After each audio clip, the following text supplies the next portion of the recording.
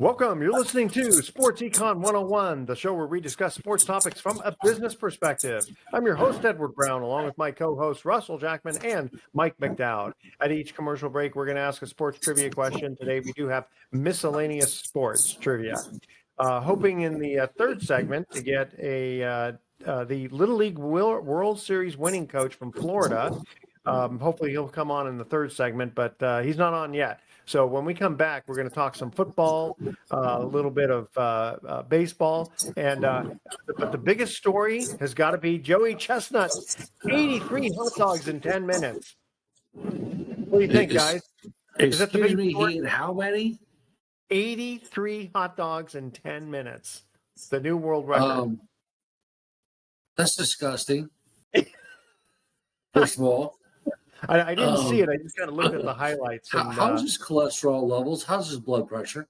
He's done this for years. Yeah, he's done this for years. He's not that overweight or as big as you'd think he is. And the guy that he faces, Kobayashi, is a little like 5'4" guy, that weighs 120 pounds. And somehow, he manages to fit, 75 hot dogs in that frame. So. Well, and that's the thing is, if you were to just pile it all up and look at it, you go, how can someone's stomach eat all the hot dogs and the the buns and everything? It's kind of crazy. And looks like your intestines go on for miles. You know that. But that's true. But you know what though? When you look at it, it doesn't look like he's not expanding himself that much. So anyway, you are listening to Sports Econ 101. Don't touch that dial. We are going to be right back.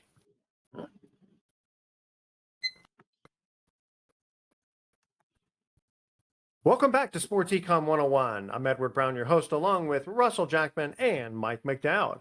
All right, guys, football season starting very soon. Not for Ricky Pearsall. It's not starting. That was going to be one of the things that bullet went right through his shoulder, didn't it? No, it hit him in the chest.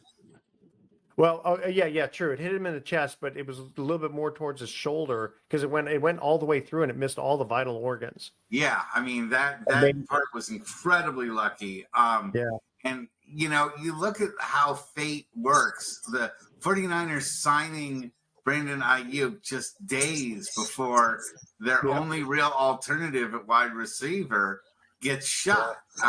Now, if you're Brandon Ayuk, maybe you think to yourself, boy, if I waited a week to sign this, I'd have this 49. I'd probably get a $60 million a year contract. What do you guys think? I don't know. 4-year, $120 million. It seemed like they were going to hit their limit anyway. I'd be. I hear what you're saying. It's like a supply and demand thing.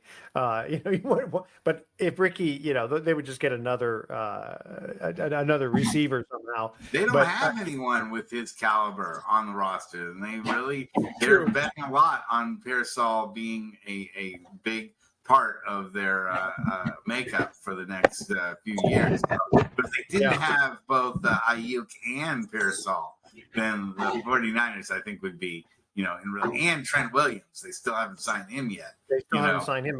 He's been fined $4 million so far due to missed practices and the preseason games. But Ricky, actually, it's interesting because Ricky was hurt prior to the last months. So, obviously this is a different kind of hurt, but are they projecting, is it still too early to figure out when he's going to come back? At least 4 games out. He's at least 4 games. That's reasonable. But by the way, I would call him more than just lucky. I would call him extremely blessed. He was very close to dying, and he's going to be out for about 4 games. Furthermore, also, let's give credit where credit is due. The SFPD, one of the first arriving cops on the scene is a woman, and apparently she talked to Ricky, really gave him words of encouragement because he asked at one point, am I going to die? Now, if you're 21 years old, 22 years old, that's a scary, scary situation. So he said, no, you're not going to die. And the officer encouraged Ricky, you're tough. Be like you are on the field. And I was only even told, which I find really interesting, Edward, and I'll leave it at this. But I was told that the officer even said a prayer with him. So I mean, I know that he's a person of faith, and it's a scary situation. I'm Sure. disgusted with my hometown in San Francisco. I could go Yeah. on, and I don't know how you want to leave it at that. But it was a horrible situation. Be Horrible. mad at Tracy. Don't be mad at San Francisco. Be mad at Tracy. That's where the kid's from. We came from Oh. Tracy, which is, for the audience who doesn't know, is probably about 50 miles away, Yeah. something like Yes. that. Yeah, but the thing is, because San Francisco is a little bit too lax on things, especially down in Union Square, which is kind of the big shopping area, and this is broad daylight apparently, right? Kind of crazy. Absolutely broad daylight. Yeah, it's like Union Square in the middle of the day. Are you kidding me? I mean, Yeah. a few blocks down it's dangerous, but Union Square for the most part is fairly safe. When the mayor of San Francisco comes on and deflects and says, "Oh, this is the safest big city in America," I don't want to hear that. Yeah, I don't think I don't so. want to hear that. It's disgusting. He's a San Francisco 49er. He's not a normal citizen. Okay. He is a professional NFL football player, and his safety is paramount, as is every citizen in that city. Sure. I mean, and it's pretty brazen for a 17-year-old. They obviously he's under 18, so they're not going to show his, say his name or show his face. But Ricky's not a small guy, so it's not like I guess this guy wanted his watch really, really, really badly. But getting back to it though, because he's young, 4 weeks. I mean that someone my age, it would probably take me about 4 years to get over that. But I mean, he's really fortunate, just went in and out. It is The boy. amazing. Yeah. But of course, there's other teams in the league, and I myself and millions of other Americans are going to be drafting their fantasy football teams tonight. If they didn't already on Sunday or over the weekend. So how does that work? If let's say you did it before the shooting, what can you do? Nothing. You just gotta. That's one reason why I never draft until after all preseason is over, and it's the very last second that you can, because you just never know who's going to they're cut their hand while they're slicing salami, or step on a piece of glass while they're at the beach, or get shot while they're just walking around Union Square. So I remember many years ago I think it was the early 80s or late 70s, Mike Ivey for the Giants had a really bad cut from a hunting knife, and it pretty much Matt King cut his hand with trying to separate frozen hamburgers. Yeah, a knife, and he was trying to pry frozen hamburgers apart, and he cut his thumb really badly.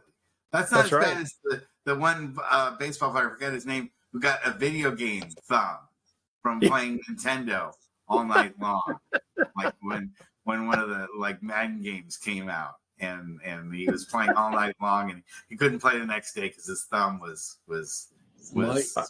I wonder Mike Ivey, yeah. I mean, he did it with some kind of a knife or something. But I wonder if they could do that in contracts. That suddenly now, because these younger guys coming out, are a lot more texting and video games and that sort of thing. Say, you can't have video thumb. We're gonna make that an exclusion.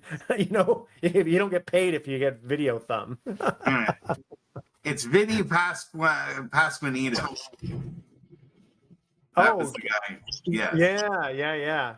And by the way, we do have our guest on, Jonathan. Before we get into interviewing you specifically for the Little League World Series, this is just kind of a free for all sort of enjoyment. And you were, I saw you nodding your head about the fantasy football. Are you a big fantasy football guy? Not anymore. I was when I was, before I had kids, but to that point, you draft too early in the preseason, your team could be done from the get. Yeah. And is there any advantage to drafting early? Or just you get players that other ones can't? No, it's just what some leagues do. Yeah, just gets it out of the way. Honestly, it just gets it out of the way, and then you can, I guess, freely watch the preseason. But again, big things can happen to your star quarterback or your big time running back, and then your whole entire team is decimated before the season begins. Gotcha. And I just before we go to break, I was looking at a little Yahoo Sports, and they were wondering if there's going to be a first-time Super Bowl winner. The Lions, the Bills, Texans. We haven't had repeat winners since Mahomes has managed to do it. So three. Does he have what it takes to win a third championship in a row? That's go ahead, Mike. Edward, Yes. there is something else besides the National Football League. It's called college football, for God's sakes. I mean, top 25, same old. George is still the king. You look at I just looked at the top 25, and to be honest with you, we got only 5 teams in the West in the top 25.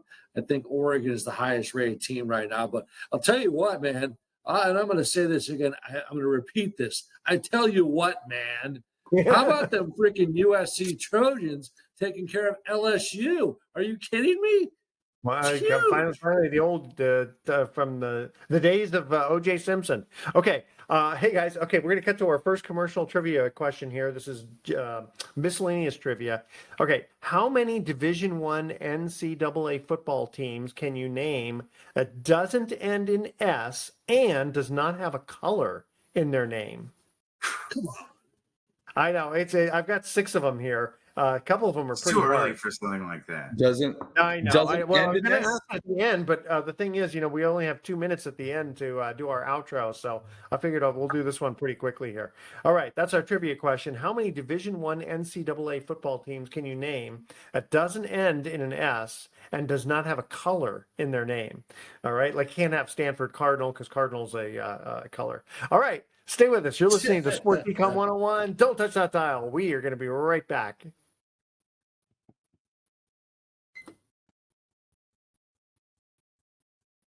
Welcome back to Sports Econ 101. I'm Edward Brown along with Russell Jackman and Mike McDowd and our special guest, Jonathan Anderson, who we will formally introduce in the next segment.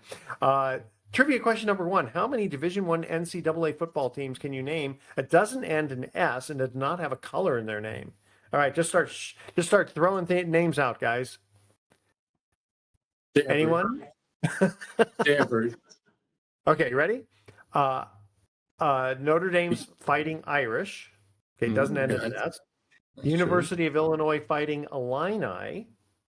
The Navy Midshipmen. NC State Wolfpack. University of Nevada Wolfpack. And this one's a hard one. Marshall Thundering Herd. There may be some other ones, but that's a tough one. All right. So there, we got the hard trivia question out of the way. Anything else? That's it? No, I'm sure there's a lot, but we don't want to spend the whole time talking about this. Okay, you know what? A couple of weeks ago, I didn't get a chance to ask you guys about private equity for sports teams. You heard about that? So it sounds like they may be opening it up for some private equity. I think the maximum they want to sell is 10%. You guys hear anything about that? Because you have the Green Bay Packers that are traded publicly. Yeah. Right. Yep. But some of these private equities want to get into these sports teams, but they got to be kind of careful. You don't want, Wall Street running, so to speak, Wall Street running the teams. I can see that. That makes sense to me. They got to come up with more ways to raise money. Yeah, they got to. Go ahead, Russell. They got to come up with more ways to raise money. They can't keep raising the price of beer, which are now like $21 at the stadium. So, you can't do that. You can't raise parking.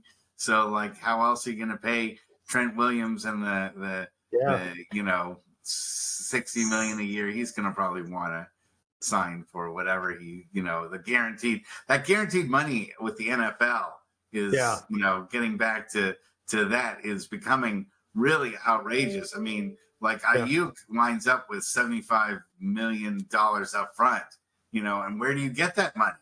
Other than raising ticket prices, and cable TV only pays for so much, so. But you can only raise ticket prices so high because, people, it's a supply and demand thing, right? I mean, people are, you could say, well, gee, why don't we make the tickets $1 million a piece? And we only have to sell 10 of them, but people aren't going to pay that much. So, at some point, people are going to say, you know what, I'm just going to watch Taylor Swift tickets recently. Yeah. Yeah. How much were those going for? If you have to ask, you can't afford them. No, you know what? I hear that, and it's like, it's like buying a car, right? And if you have to ask, you can't afford it. No, I can afford any of that stuff. I just need to know how much I'm paying for it. That's all, right? Yeah, it's like I Well ask said. people, like, when people kind of get all wiggy about this stuff, I ask them, I say, could you afford $10 for a cup of coffee?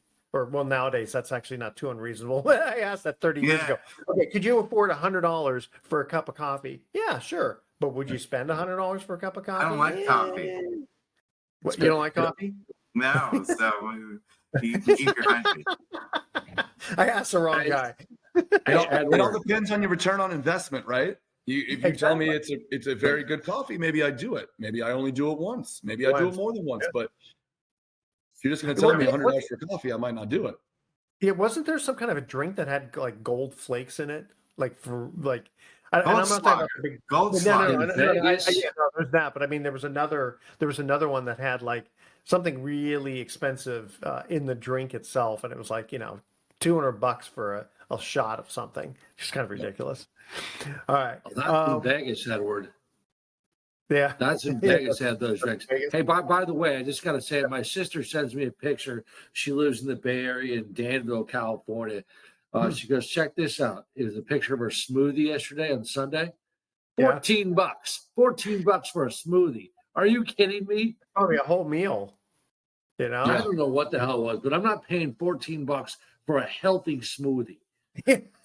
For one that's not healthy, maybe I will, but not for a healthy smoothie because of the taste of it. Hey, really quickly, Shohei Ohtani, he might be the first 50-50 man. What wasn't it that Canseco was the first 40-40 man? Right? Yeah.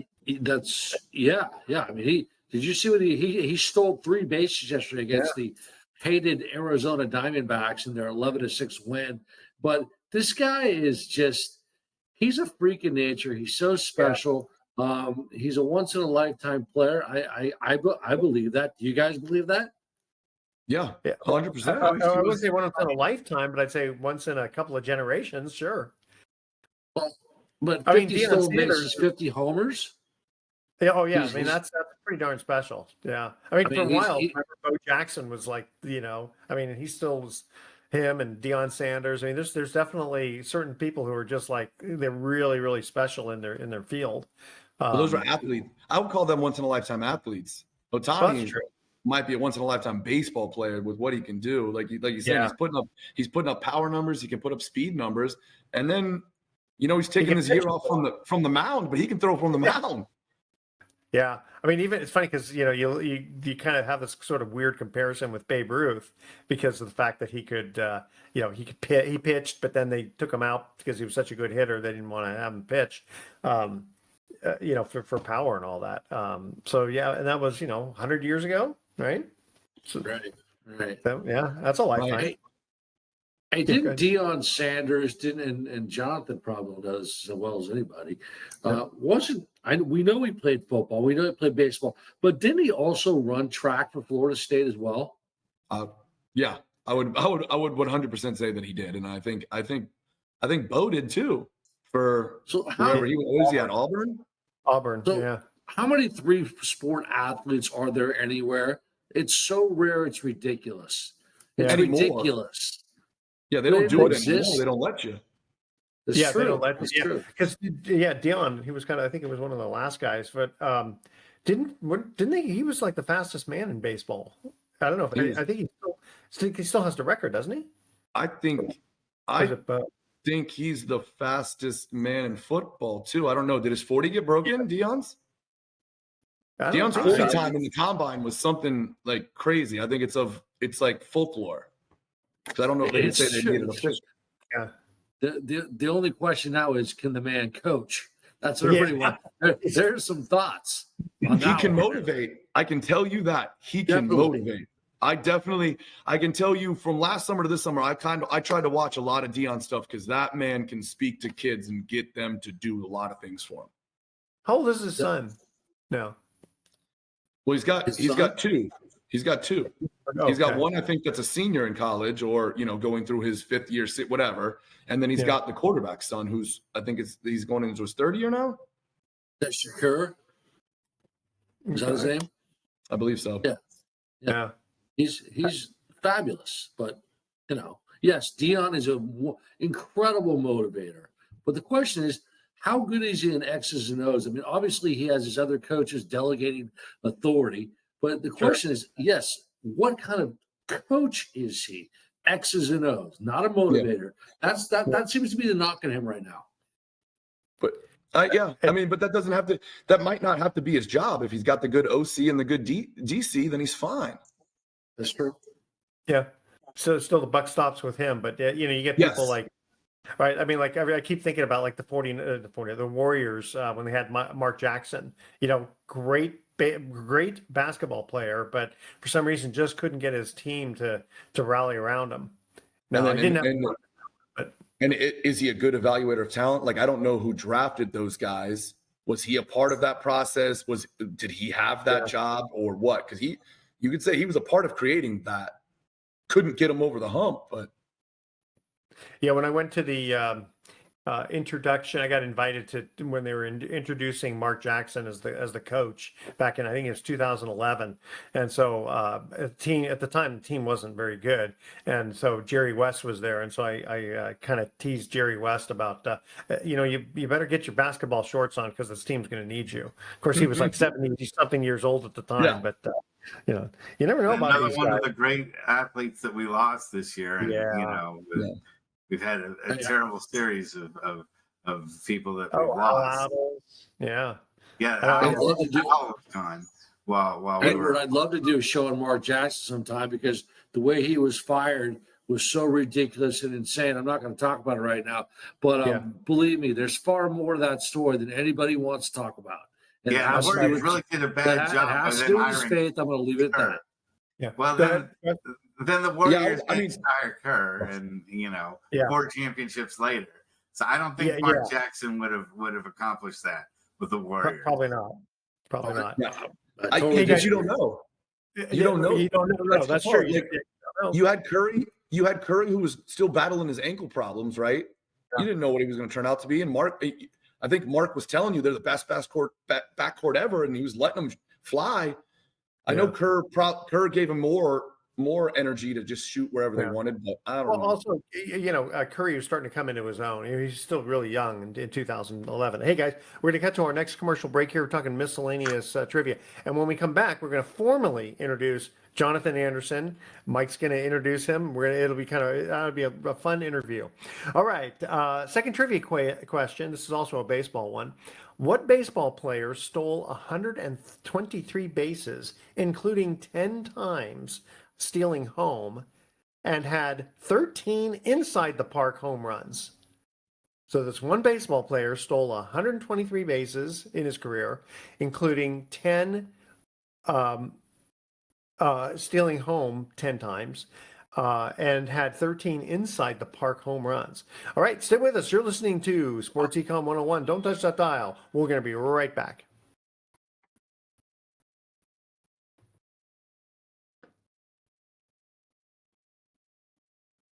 Welcome back to Sports Econ 101. One more time, I'm Edward Brown, your host, along with Mike McDowd, Russell Jackman. We're going to introduce our special guest in just a minute, right after we do the trivia question.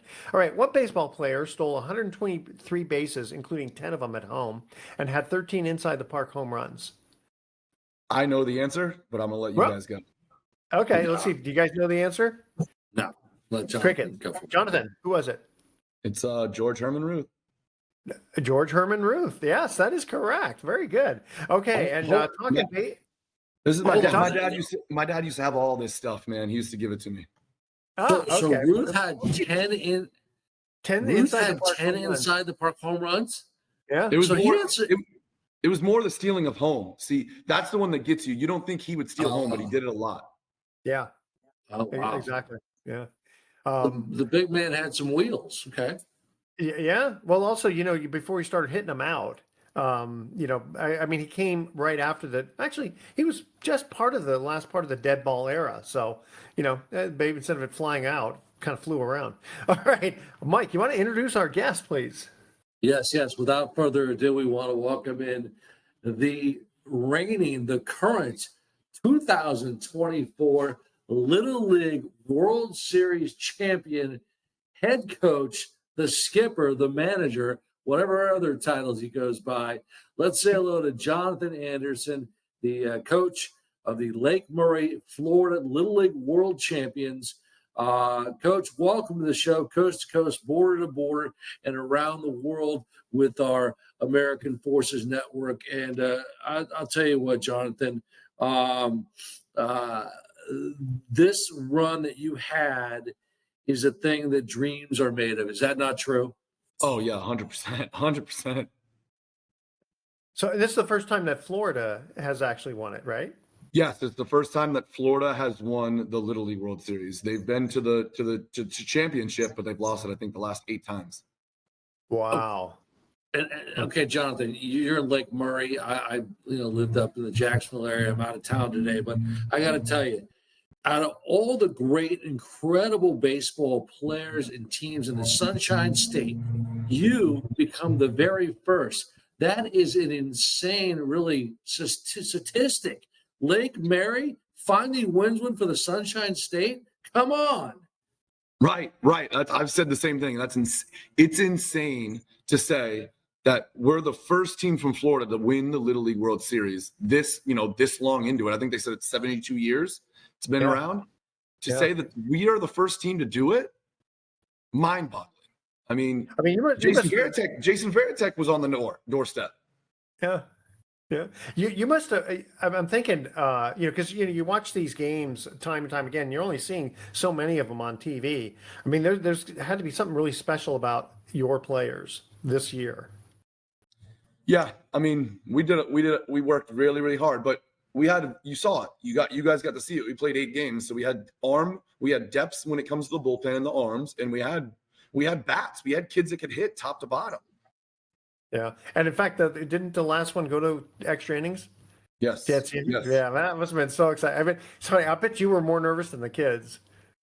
Yeah, in that game, I was actually kind of calm because we got so many runners on base. I knew we would get runs across and we'd be okay.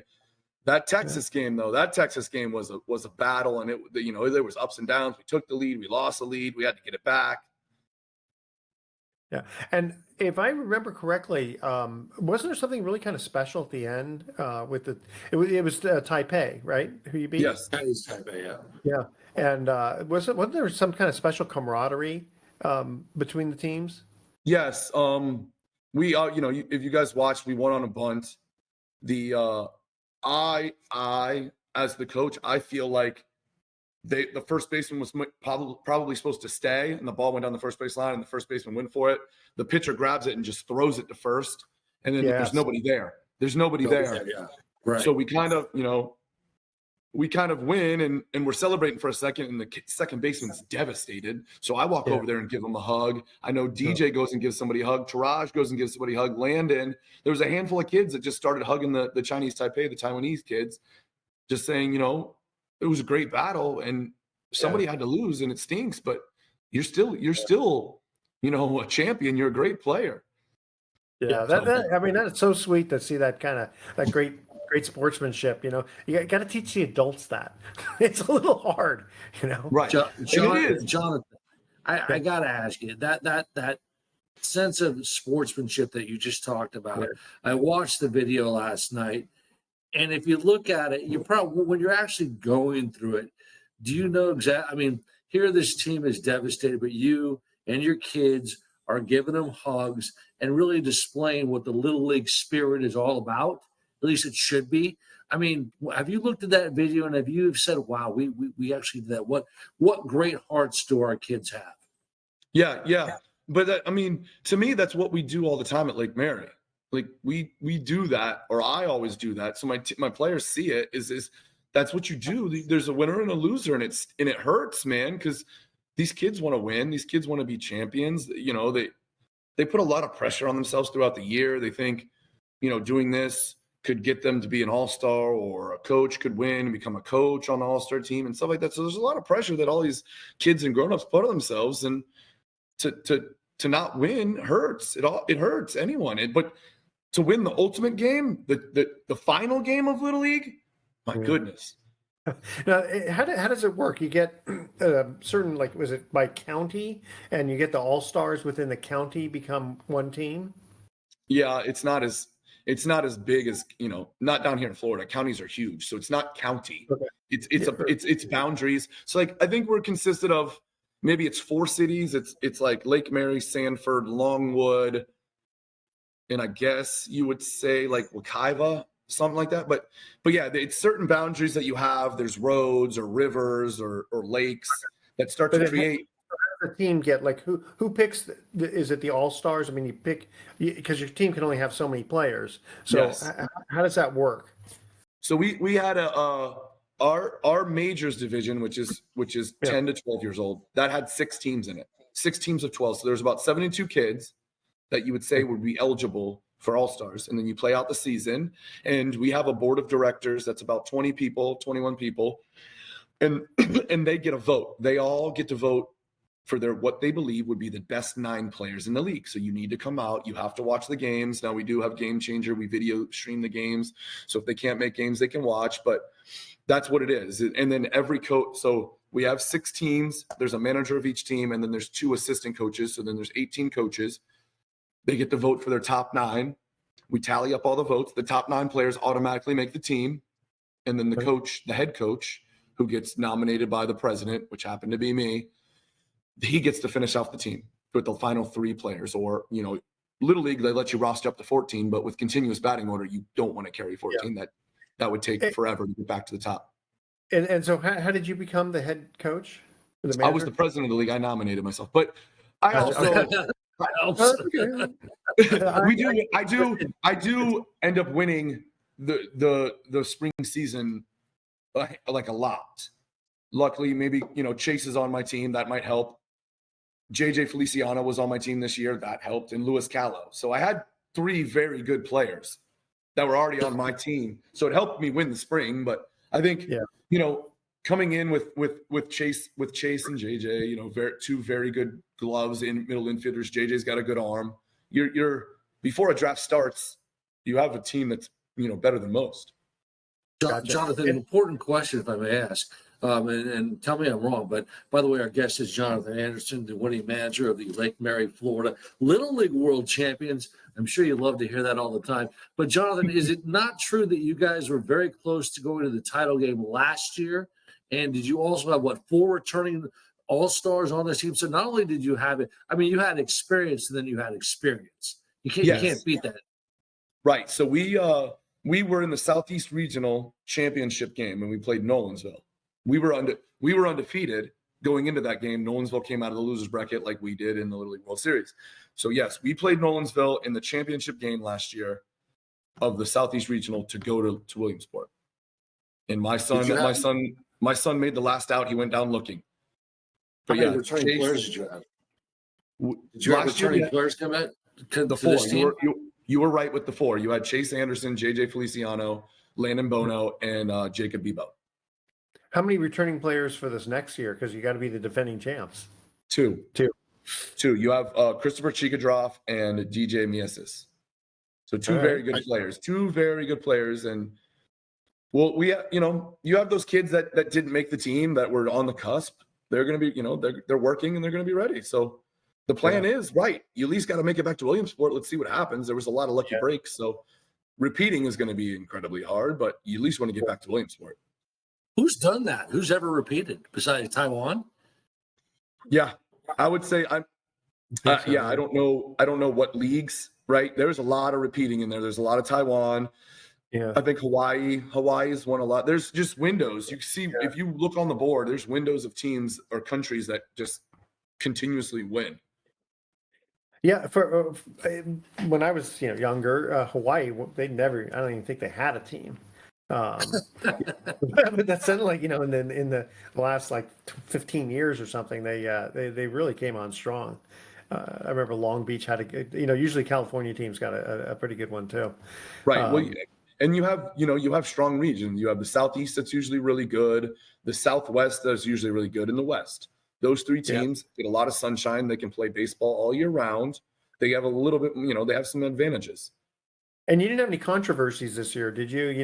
Kids, do you remember that in New York? They had a guy who was 14 years old, and they kind of fudged his certificate or something. You didn't have any controversies this year, did you? No.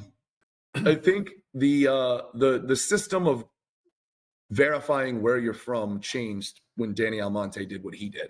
So Monte, that's what it was. Yeah. There's a lot of and crazy story. The coach of Metro, Bob Laterza, he got eliminated by Danny Almonte's team in the New York State or section or something. So he made the Little League World Series this year, and it was kind of a coming of age thing of like, finally I get my chance. It's been however long it was. I think it was that would be 01 or 02. So it's been 20 years. He felt like he got lost opportunity.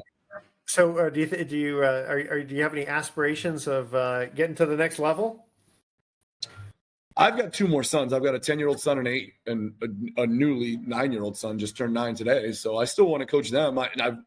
No one's asked me anything. And molding and getting 12-year-old minds to become a team is a lot easier than 16, 17, 18, 19, 20. Those are men. Those kids are already, they think they're the one. And to tell them to do a job, to win a game, that might be harder to be said than done. Jonathan, is there a story? You see the glamour, and you see on ESPN and all that great stuff that we get to see. But take us behind the scenes. Give us a story or something that touched your team, your hearts, your minds. Is there something that just stands out where you're like, wow? And we got 1 quick minute for that one. Go ahead. The biggest story to us was we're in the Southeast Regional and we play a team from North Carolina, Greenville, North Carolina, and that team gets eliminated on the way home. That coach has a cardiac arrest and passes away. So that stuck with our team. We put green hearts on our helmets after that. We put green hearts on our helmets in the Little League World Series. That man's going to live with us forever because he's a part of this, and we put green hearts on our helmets. We will never forget Greenville and Rainy Scions because we might not do what we did if we didn't have him watching over us and making sure that we honored him. Wow, that really special. Jonathan Anderson, Little League Series winner this year. Guys, really quickly, last trivia question. Who was the last MVP, American League, to be a switch hitter? Who was the last American League MVP to be a switch hitter? Stay with us. Sports Econ 101. We'll be right back with some closing comments. Don't touch that dial. Welcome back to Sports Econ 101. Last time for today, I'm Edward Brown, your host, along with Russell Jackman, Mike McDowd, our special guest, Jonathan Anderson, the winning coach of the Little League World Series for 2024 in Florida. All right. Who was the last American League MVP to be a switch hitter? This is a tough one, guys. It's not a player you would be thinking is a hitter. You ready? Vida Blue. I was going to say that just for the hell. Were you going to say that? I knew you were going to say that. For the hell of it. Because it just sounds so random. And he was another guy we lost this year. It's just, man, we lost so many. It was just really, really sad. All right. And Jonathan, thank you so much for being our guest. You ready for our thoughts for the days, guys? It's Russell's favorite part of the show. All right. So Groucho Marx said, when you're in jail, a good friend will be trying to bail you out. A best friend will be in the cell next to you saying, dang, that was fun. And love is blind, but marriage is a real eye-opener. For all of us who are married, we can say that for sure. All right. That's why I told you this. That's why this is Russell's favorite part of the show. All right, audience, tune in next week to Sports Econ 101. We're going to be discussing sports topics from a business perspective and asking more sports trivia questions. Thanks for listening. On behalf of our team, I'm your host, Edward Brown. We'll see you next week. Good luck, Mary. Thank you, guys. Thank you.